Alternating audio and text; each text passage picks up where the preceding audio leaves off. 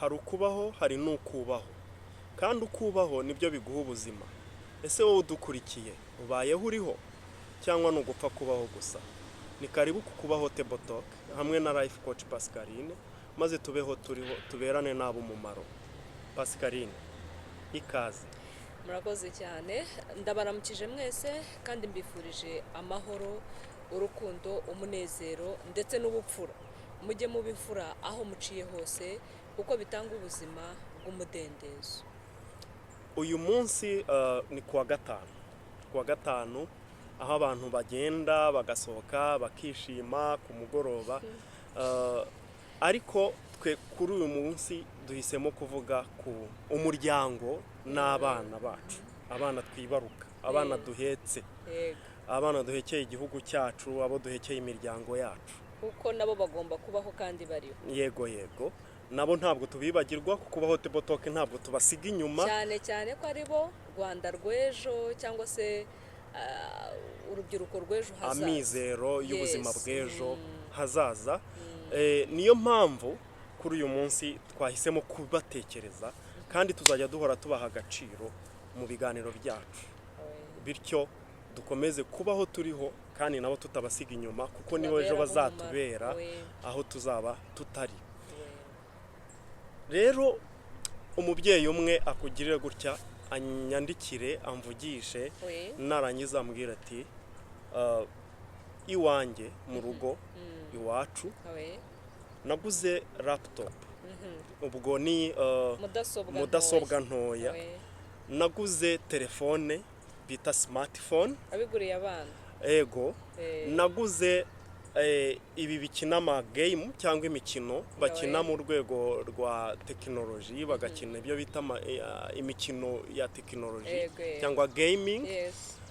Nuko mfite na televiziyo ya smart mu rugo, byose birahari mu rugo, mbigurira abana cyane kubera yuko kenshi tutaba duhari. Niko abana ubu ngubu babayeho, niko abana benshi babayeho, ariko nahisemo ko uwo ni umubyeyi, nahisemo ko nzajya mbibaha, nzajya mbaha uburenganzira bwo kubikoresha, gusa umunsi wo kuwa mbere utarimo, uwo kuwa kabiri utarimo, uwo kuwa gatatu kugeza kuwa gatanu hatarimo, kubera ko bagomba kujya mu ishuri bakiga bagahaha ubumenyi bwo hanze. donc mu minsi y'imibyizi yose, iminsi y'imibyizi twitiye akazi ntabwo ajya bibahereza. Yego, ntabwo ajya bibahereza, ntibazi naho abibika, akuraho network yabyo.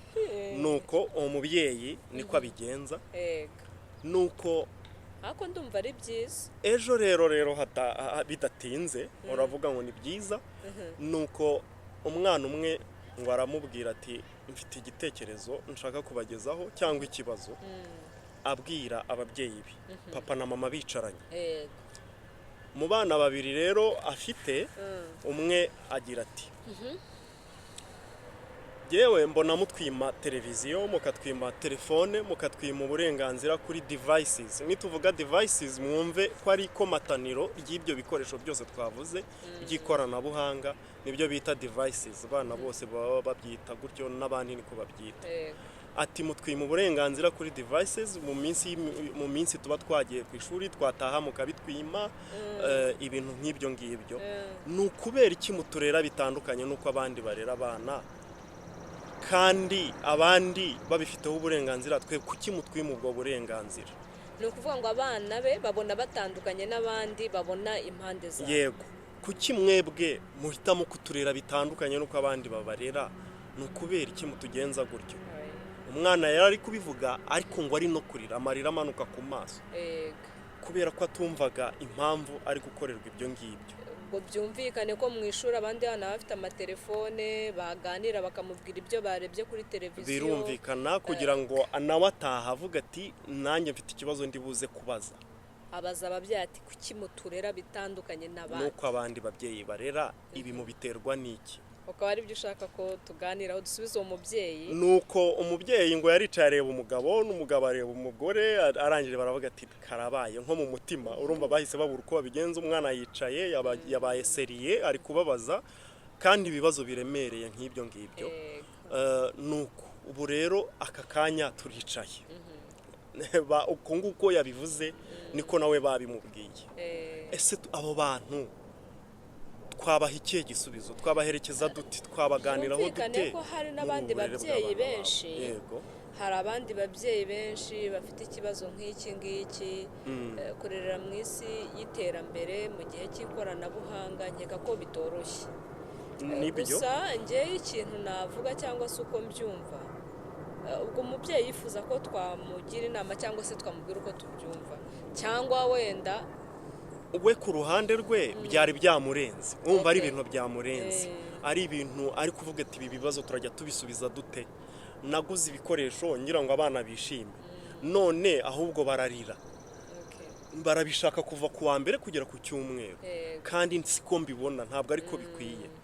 Nta nubwo turi bwirengagize ko hari ababyeyi bo babibona nk'igisubizo cyo kubarerera, ahubwo bagahereza abana ibyo bintu ngo bari byo bibatunga, bari byo bibabeshaho. Ariko aka kanya tugende tuganira akantu kamwe ku kandi. Yego. Ese kuba umubyeyi yaraguriye abana ibyo bikoresho, hari ikosa yaba yarakoze?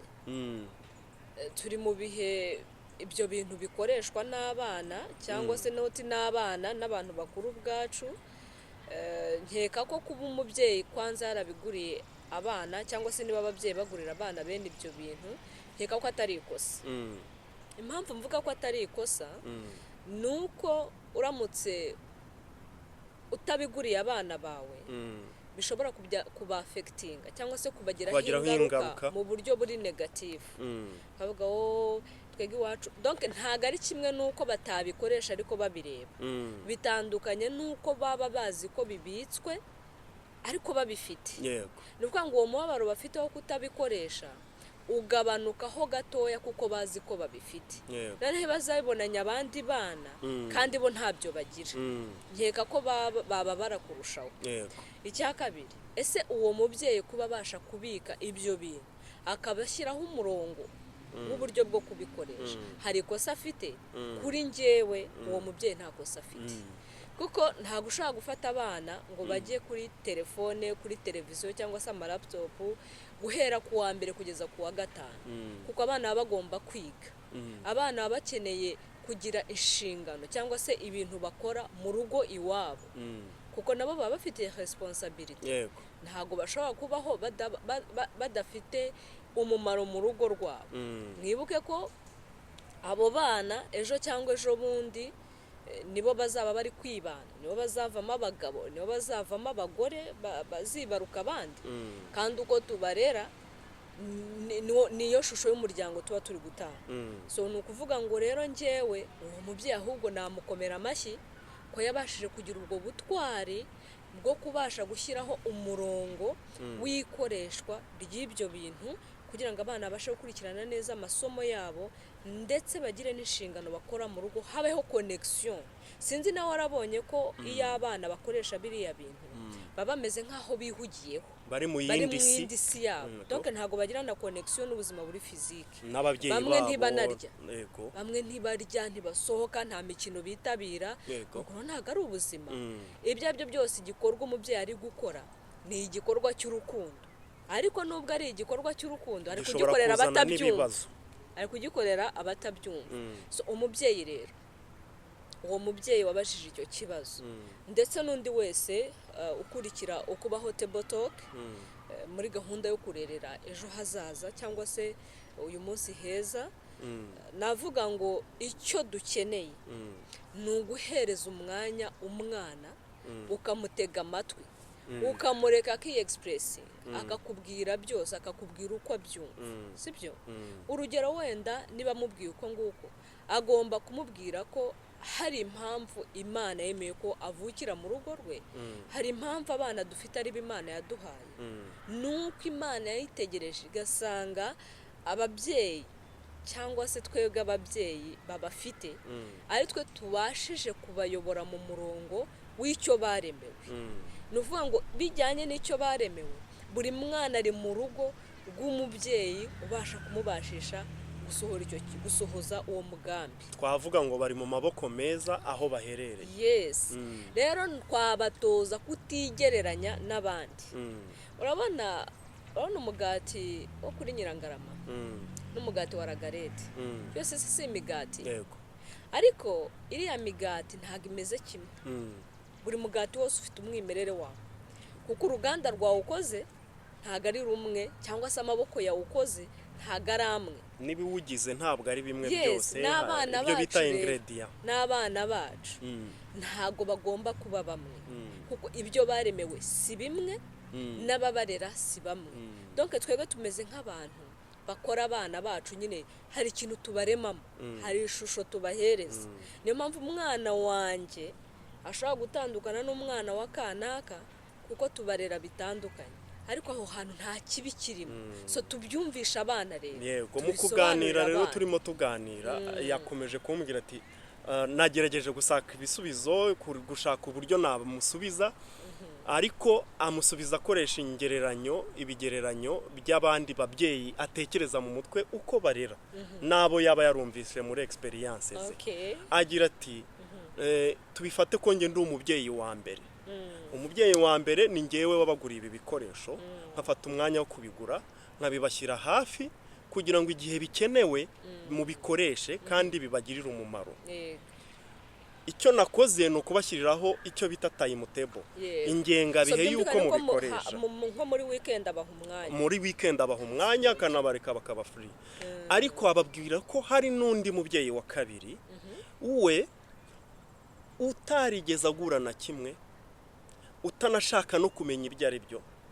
Kandi barahari benshi nabo badafite televiziyo, batemerera abana kugira televiziyo no kuyirebaho, batemerera abana gutunga telefone, batemerera abana kujya kuri bene ibyo bintu, bagabashakira ukundi kuntu babokipa mu buzima bwabo bwa buri munsi.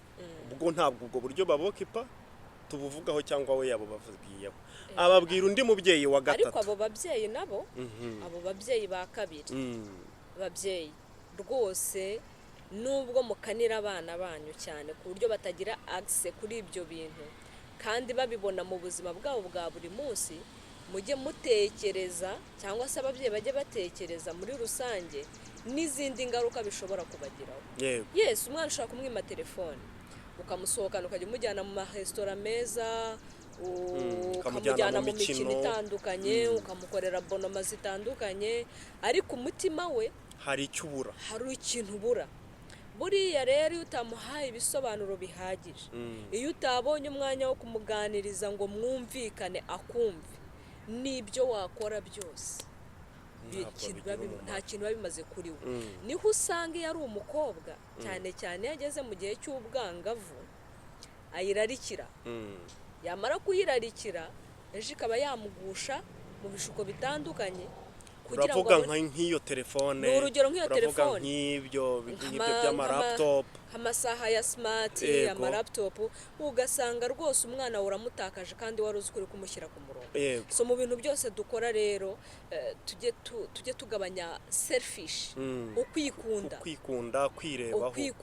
kwirebaho, tujye twumva abana, tubashe kubakonvenga, tubashe kumvikana nabo. Nibidakunda hari igihe dushobora kubatakaza. Nibyo ibiganiro hagati y'umubyeyi, umwana w'iki gihe akeneye ko muganira, ukanamubwira n'impamvu y'ikintu. Ntabwo ari nka kwa kundi twagiye dukura n'abandi bakuze, abakuze bazi uko twagiye tubaho, aho umubyeyi akubwira ikintu ukagifata nk'aho ari ihame, ugomba kubyumvira mu rwego rwo kumvira. Yego, ariko ubu ugomba kuganira n'umwana, ukamwumva, ukamenya icyo ashaka, kandi mukabyumvikanaho. Ariko se ntiwemera ko hari ukuntu ababyeyi bamwe na bamwe turera ariko dushyiramo kwikunda, ukumva ko umwana agomba kuba uko umushaka, agomba kugenda uku nguku, agomba, donc byose bikaba biri kuri wowe. Donc wowe ntabwo ureba ku nyungu z'umwana, iteka niwe wirebaho. Abamubona se baramfata bati, ni wowe wireba. Abamubona uriya ni uzanzungura, uriya ni izina ryanjye, ugasanga umwana umubujije kuba we ubwe, ahubwo urashaka kwaba wowe. ehehe cyane ibyo bintu ni ugasanga bibi, niwe ntabwo ari wishyize byiza. imbere ukagira ngo umwana uri kumukorera ariko ntabwo uri kubikorera umwana nibyo ni ngero wowe ni uri nyinshi. kubyikorera bariya abantu duturanye bamubonye se bavuga yuko njyewe ndi umusazi umwana wanjye bamubone yasutse kandi njyewe ndi umurokore uri kubyumva cyangwa yashyizeho iherena niba ari umukobwa kandi arabishaka ntiwabashije kumuha ubusobanuro bw'impamvu atakagombye kubikora uri kumva Yego. ariko uzi ko ngewe ejo ndi naganiriye n'umwana wanjye abana uyu ni umunsi w'abana yego naganiriye n'umukobwa wanjye arambwira ati nyine hari ukuntu nabonaga nyine wumva ageze muri adolescence ariko mwabantu afite harya imyaka ingahe ageze ubu ngubu 13 ya 13 niba hari ikintu gikomeye ni ukurera umwana w'umutineja donc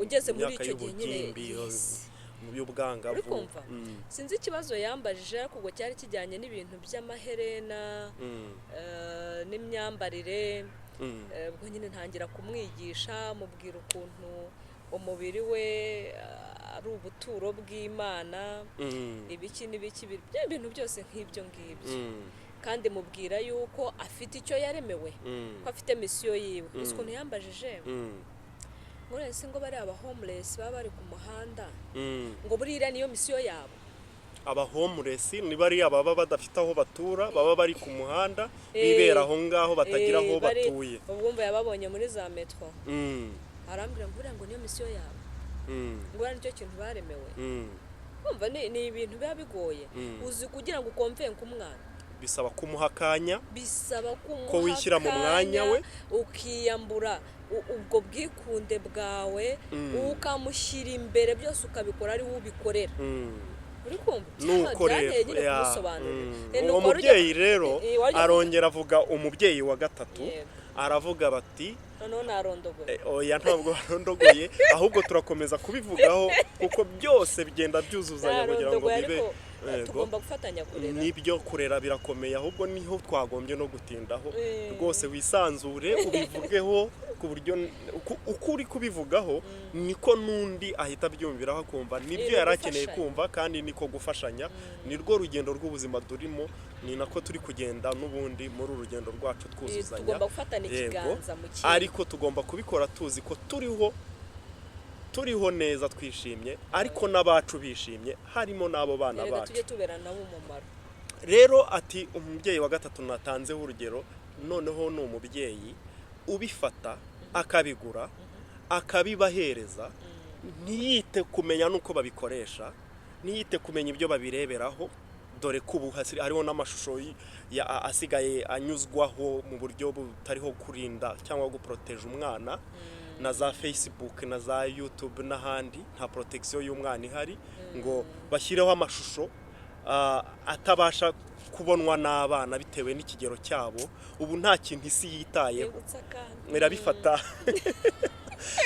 isi ntacyo yitayeho nutaraba amaso ngo ucungire hafi mubyeyi umwana ashobora kugucika mu masegonda ubu ngubu ni nko gutandukira kuri ariko nibyo turi kuganiraho n'ubundi ni ukuri kuri telefone umwana wawe arafatirwaho ari umwana w'umukobwa cyangwa w'umuhungu w'imyaka 10, 13, 15 agafatirwaho n'umuntu mukuru w'umubyeyi akamwangiriza kuri telefone akoresheje social media akamurangiza akamuhindura ubusa hariho n'abatega ahubwo bakajya guhura cyangwa bakarwanira kuzahura n'uwo muntu kumbi bari kubikorera kuri telefone ni ibintu bibi cyane ibi bintu aho isi igeze kuvuga ngo akreatinga account ya Instagram cyangwa se Snapchat agakora umurongo wihariye kuri yarangiza umuntu mukuru akagira fake account akigira umwana nkawe uri ko byumva aho rero ntashireho ifoto cyangwa se anashyiraho amafoto akajya akura amafoto ahandi ariko nyine y'abana batoya ugasanga wa mwana yirirwa cata azi ko ari gucata n'umwana mugenzi we kandi ari gucata n'umuntu umukuriye umubyeyi we. Njyewe ibyo ngibyo ndabizi rwose bibaho kuko hari umubyeyi wigeze nanjye kubimbwira. So ababyeyi babisaba ko tuba maso, ariko reka nkubwire, umubyeyi ureresha devices nanabibonye. Hakuntu mujya muri restaurant, birahari, hari ukuntu mujya muri restaurant ababyeyi bagafata abana akabahereza telefone, uri kumva, nabo bakigira kuri telefone. Uri kumva, yego, aba bantu basohotse bagiye gukora iki? Kandi urumva aba bana niyo bari mu rugo nabwo bafite telefone. Yego, kandi ngo turashaka ko baba bana bazima.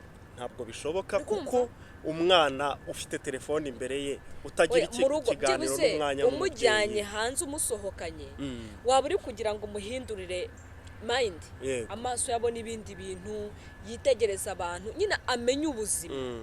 Ariko se niba yari mu rugo bari kuri telefone, wamusohokana ukamushyira kuri telefone, ukigira mu cyumba, ukigira mu byawe kuri telefone, nawe akaguma kuri telefone, urumva utari umubyeyi w'umunebwe. Umubyeyi twakwita umubyeyi gito, murambabarira nge niko namwita.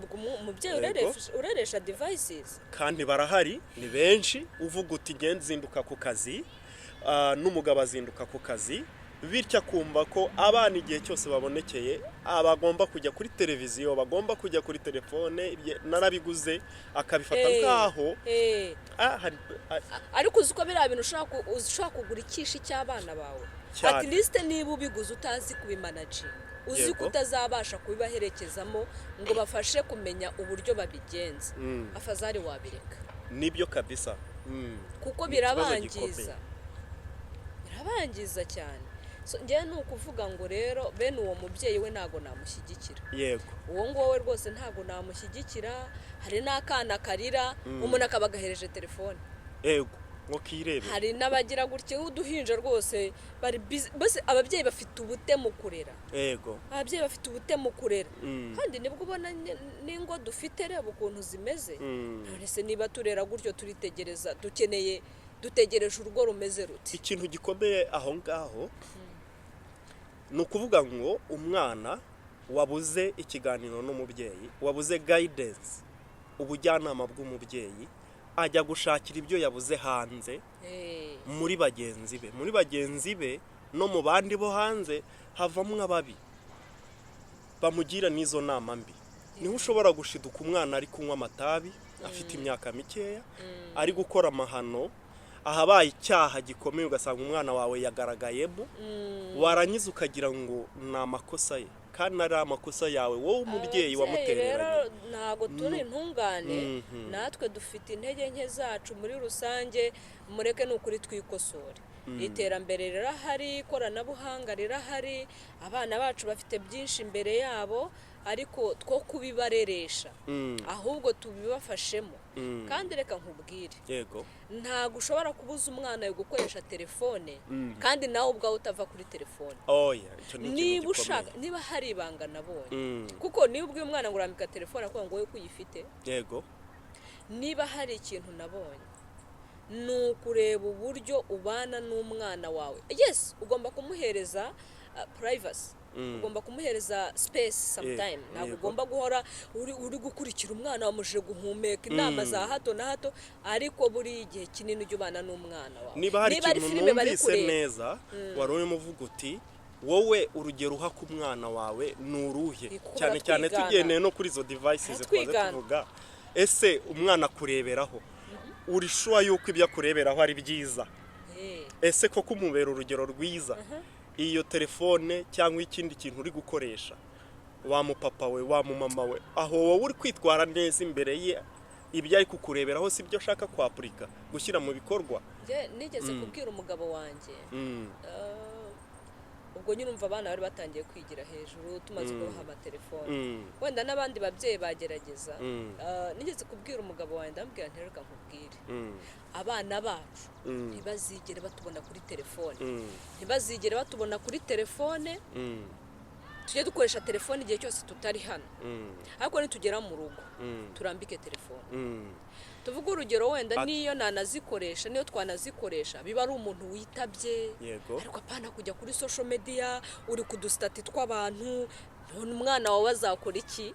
Ikindi, ababyeyi hari ikindi kintu dukora, nitwe tuzana abana bacu erega kenshi bira ku mbuga nkoranyambaga bose simvuze ko ari bose ariko burya akenshi ni natwe tubazana ku mbuga nkoranyambaga nese usamye inda Instagram indura ipostinze agahinjura kabyaye Instagram suri kuhamushyira uri kumutumiraho uri kuhamushyira umukoreye account umva azazikoresha hari ikintu uvuze mu by'ukuri gufata telefone icyo uyibarizaho cy'ingenzi ugasanga ni ukureba amastatus ntabwo mpamya ko hari ababyeyi babikora cyane ariko ababikora bikubita agashyi babireke kuko telefone computer byagombye gukoreshwa mu gushaka ikintu gifite umumaro kurushaho yego cyane cyane nk'uko uwo mubyeyi abigenza mu minsi y'imibyizi yego wenda tuvuga urugero niba abona bagize akandi kantu namwongereraho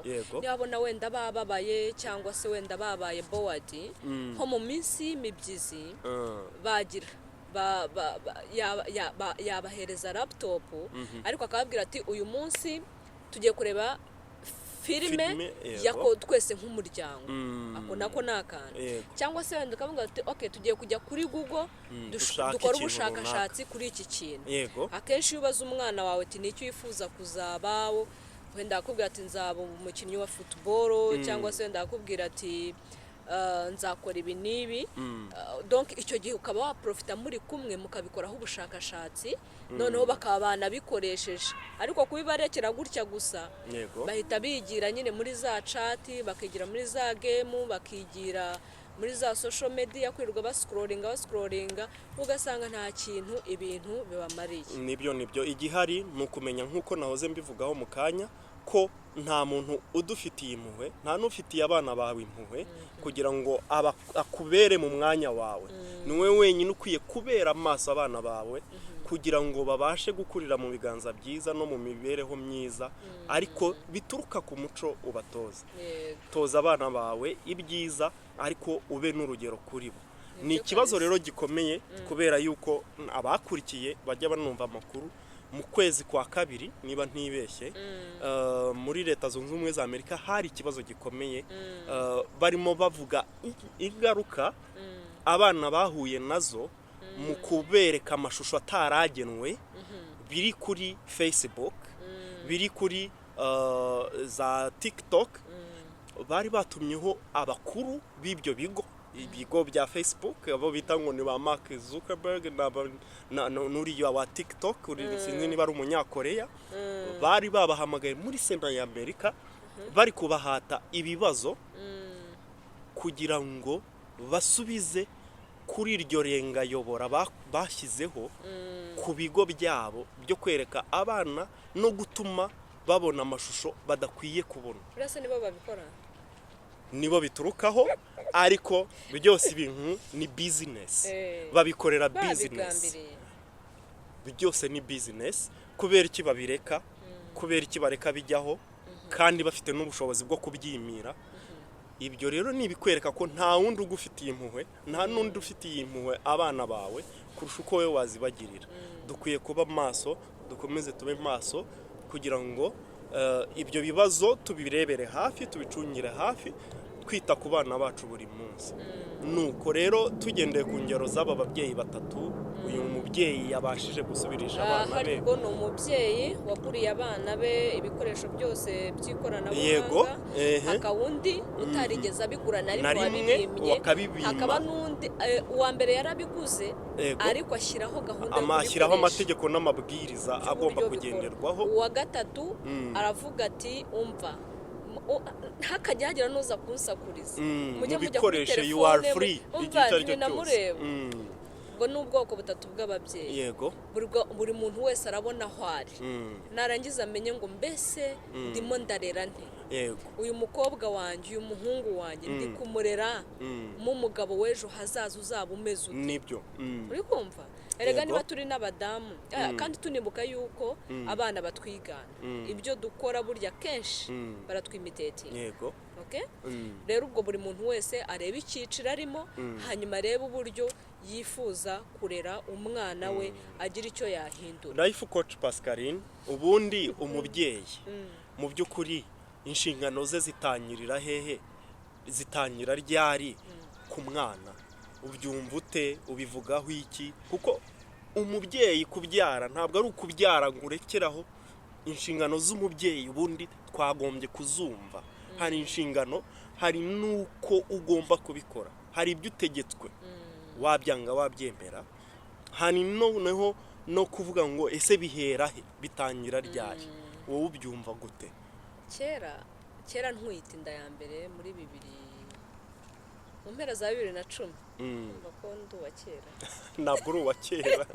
Yego, hari umudamu w'inshuti yanjye ndumva umudamu w'inshuti yanjye yarambwiye ntwite naniwe rwose reba we mbega gutwita we usko yasubije ngo inda sitwaye iki, inda nta kintu itwaye, kurera nicyo gikorwa gikomeye. So ngarutse ku kibazo cyawe rero, ntago kuba umubyeyi ari ugutwita ngo ujye muri maternité wibaruke urekeraho, reka da. Ariko nanone kandi inshingano z'umubyeyi akenshi navuga ngo zitangira ugitwite, ariko burya na mbere yo gutwita uba ufite inshingano ku mwana uzibaruka, wagombye gutegura wenda mbere yo kumutwita nta impact, ariko nabwo byamugiraho impact. Nese utamuteganyirije cyangwa ukabyara imburagihe ntago bimwafectinga se.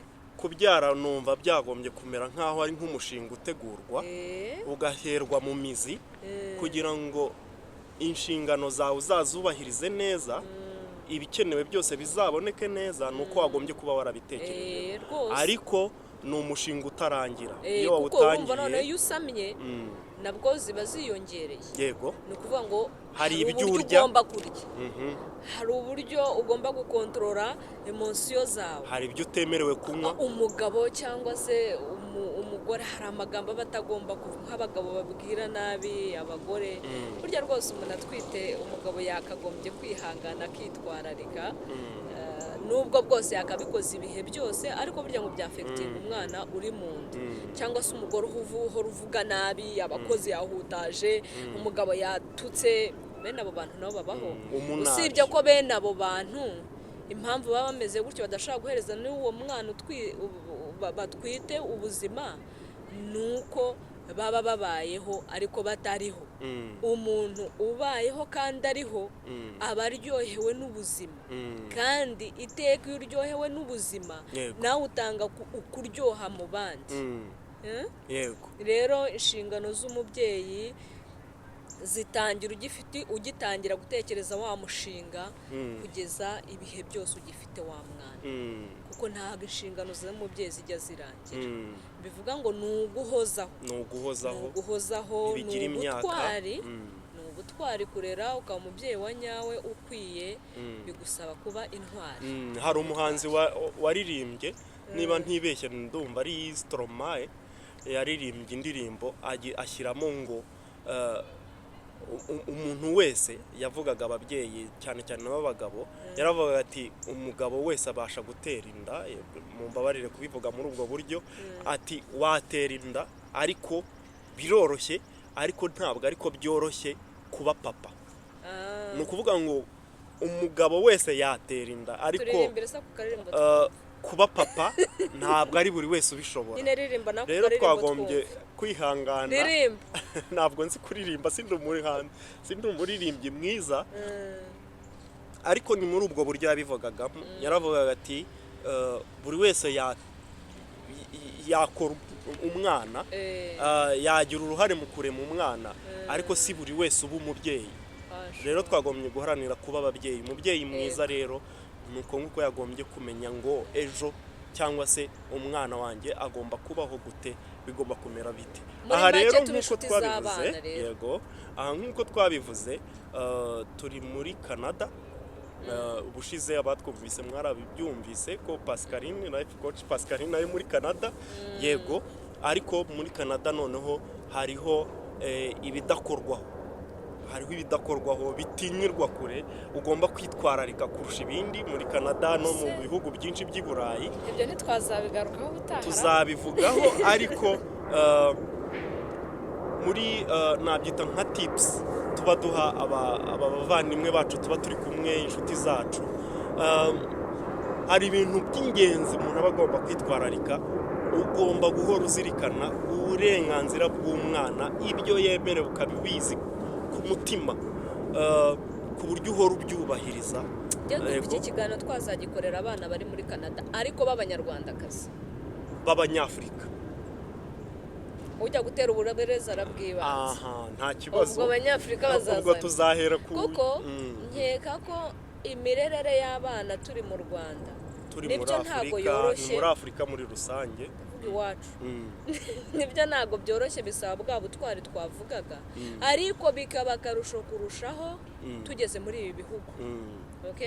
nkeka ko twazabiganiraho ndetse tugatumira n'abana bari kumwe n'ababyeyi babo, tukavuga ku mirerere cyangwa se ku burere bw'abana cyangwa se bw'umwana w'umunyarwanda ari kuba hanze y'u Rwanda. kuko impamvu mbivuze ni ukuvuga ngo turi muri Canada, turi muri Amerika, turi mu Bubiligi, aho turi hose, aho ibyo bihugu byose turimo, mu nzu aho tuba turi iwacu ni mu Rwanda. nibyo ni ukuvuga ngo umuco nyarwanda tugomba kuwugumana, ururimi rwacu tugomba kurugumana. hari ibintu tutagomba gukora ngo nuko turi kubibona hano turi, baba ababyeyi baba n'abana. rero ndumva byaba ari ibintu bisa nkaho byaba birebire, byaba byiza kugira ngo tutabihushura tubigeneye ubutaha. nibyo icyo kiganiro twazagitegura nk'uko n'ubundi dufite umunsi cyangwa tuzajya duhitamo igihe cyo kuganira ku muryango n'abawugize, harimo n'abana, imyitwarire hagati y'abana n'ababyeyi. ariko mu kujya inama, mu gusoza tugana ku musozo, aba bana n'ababyeyi twumvise twaganiriyeho, twasoza tugira izihe nama aba babyeyi n'abana ubwabo kugira ngo tubashe kubaho twishimiye ubuzima turimo, kuko umwana wawe yishimye anyuzwe, nawe burya uba wishimye. ni umwana ni ishusho, uko agaragara n'uko abaho ni ishusho y'uko umubyeyi ameze. akaba n'abana bivukira aho ngaho ni ikindi nacyo twatekerezaho, ariko kenshi muri rusange abana bigaragaza uko umuryango wabo ugiye umeze. bityo rero ni izihe nama dusoza? inama nabahereza mbere na mbere ni ugukunda abana bawe, urukundo rw'umwimerere rutarimo ukwikunda, donc rutarimo selfish. wikora ikintu wishyize imbere, kora ikintu ushyize umwana imbere, hato ejo utazamurenganya cyangwa se uburinzi uri kumuhereza akaba ari bwo bumubera ikibazo. nibyo. icya kabiri, inshuti n'umwana wawe. icyo ni ikintu gikomeye kandi ubucuti hagati yawe n'umwana wawe, yo kujya gushaka amakuru mu bandi, yo kujya kwifungurira abandi, kuko n'ibyo bintu by'iterambere arega biramugonga. buriya akabura ukuntu abigenza, akajya kuri za Google, akakubita TikTok, akagira ate, ugasanga ari kwakira amakuru apfuye cyangwa se adahuye n'umurongo w'ubuzima bwe, kuko ugomba kumuyobora mu cyerekezo cy'ubuzima bwe ni wowe mubyeyi ndetse mufatanyije. icya gatatu, hereza umwana umwanya, communication, akubwire byose, wicishe bugufi, umwifungurire. hanyuma nsoza, wiyitegereze wowe ubwawe, wirebe, uvuga uti iyo umwana wanjye andebye ambonamo umugore umeze ute, iyo umwana wanjye andebye ambonamo umumama umeze ute, cyangwa se umugabo cyangwa se umupapa umeze gute. ese none wibaze mu mutima ikindi kibazo, ese umwana wanjye umunsi azaba umugore nanezezwa nuko abaye umugore nkanjye? ese umunsi umwana wanjye azaba umugabo naterwa ishema nuko abaye umugabo nkanjye? nusanga hari ibintu byakumwaza, ubireke, umubere indorerwamo nziza yireberamo, kuko majorite y'ibyo azakora cyangwa se y'umuntu azaba we azaba ari wowe. so ushobora kuba uri umugore ariko hari uburyo wifuza kumera, cyangwa se hari uburyo ubona uri umugore udakwiriye cyangwa umubyeyi udakwiriye. ibyo bintu uri kubona bikwiriye biremo mu mwana wawe, Yego. at least wazavemo umugore mwiza. Ndavuga ubwo umwana w'umukobwa. Mm. Niba uri umugabo ukabona kera ukiri mutoya hari ahantu wahushije, hari uburyo utarezwemo bwiza, cyangwa se ukabona utari proud yuko umuhungu wawe yazaba umugabo nkawe, murememo umugabo wumva ukwiriye. Niba kandi nawe uri n'umubyeyi w'umumama, rera uwo muhungu wawe bijyanye n'umugabo wumva akwiriye. So rero turerere ejo hazaza, turerere ibintu u uvuze Rwanda byose rwacu. ni iby'ingenzi, ibintu byose uvuze ni iby'ingenzi. Urakoze Ahari yaba cyane. twese twabyumvaga tukabishyira no mu bikorwa, twaba turi kurera neza kabisa. Ni ukugerageza, ni ugufatanya. Buri Imana ni urugamba rutoroshye, ariko ngewe mpamya yuko n'abantu bagombye kujya bagisha inama, bakanagerageza kuganira na bagenzi babo. Ariko ikintu kiruta ibindi wavuze, witerera iyo ngiyo. Umwana nataha jya ubasha kumenya ngo ese nibura umuha akanya gatoya, birakomeye biragoye, ariko nibwo buzima. Muha akanya wumve uko yiriwe, nibura akanya gatoya wumve uko yiriwe. Ikibazo yahuye nacyo muri bwa buryo hoze uvuga ni communication no gushaka ubushuti kuri we. Erega ni nabwo buzima natwe ababyeyi tubamo, natwe ubwacu nta communication hagati yacu ntabwo bikunda. Iyo ababyeyi nta communication, iyo nta guhanahana amakuru no kuvuga ikibazo buri wese yahuye nacyo, ntabwo bikunda. Buriya hari n'ukuntu nyine izo devices, ibyo bintu byose tubihereza abana, amafaranga ukabona ntabwo yabuze arahari, wowe ukabona ni ngombwa kandi koko nibyo mu burere bw'abana, ariko buriya abana ntabwo bakeneye amafaranga cyane. Ni wowe ubizi ko bayakeneye, ariko bo mu by'ukuri icyo bakeneye si amafaranga, babonaza ariko baragukeneye mubyeyi, we baragukeneye. Donc ni ukuvuga ngo uko ukora timetable y'ibintu byawe kuri gahunda y'umunsi, twa tuntu upanga, ujye upangira n'abana umwanya wawe, ushyiremo akanya kabo, ntabwo amasomo gusa, akazi n'ibindi byose ari byo bifite agaciro mu buzima bwawe. Ugomba gufata amasaha yawe y'umunsi ufite ukayagabanya ibintu byose bikureba, ntukajye uhengamira ahantu hamwe ngo ahandi uhareke. Ubwo icyo gihe waba ubayeho ariko utariho. Ibyo ngibyo babyita gupfa kubaho, kandi kukubaho table talk ni ukubaho tunariho. Yego, mu gusoza rero nyine tunasoza, ndagushimiye. Nanabwira n'ababyeyi kwitwararika, kuzirikana buri munsi kugira ngo uru rugendo turimo tubeho turiho, tuberane n'ab'umumaro, ariko tudasiga n'abacu inyuma. Ndavuga aba bana bacu twibarutse, aba bana duhetse, mureke dukomeze kubaha akanya mu buzima bwacu bwa buri munsi, tubagenere igihe cyabo mu buzima bwacu bwa buri munsi. Dore ko hari n'abahanga bavuze ngo, hari n'umuhanga wavuze wandika ibitabo, yaranditse agira ati ibyo twebwe twakitwaza tuvuga ngo akazi, umuntu utanga umusaruro wa nyawe ntabwo ari uha agaciro mbere akazi. Umuntu utanga umusaruro wa nyawe mu kazi nuhera mu rugo iwe, agafata urugo rwe neza n'umuryango we neza, niwe ugera ku kazi agatanga umusaruro wa nyawe. Rero ntakagere uzajya ahora avuga excuse y'akazi, akazi kaza nyuma y'umuryango.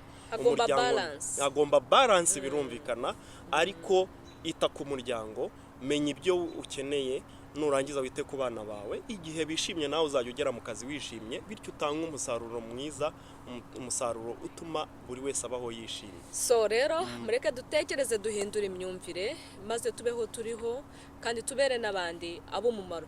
Tuzirikana ko nta mana nta buzima. Yego. Amedite eshanje. Bye, ibihe byiza, naho ubutaha ntabwo tuzatinda. Murakoze.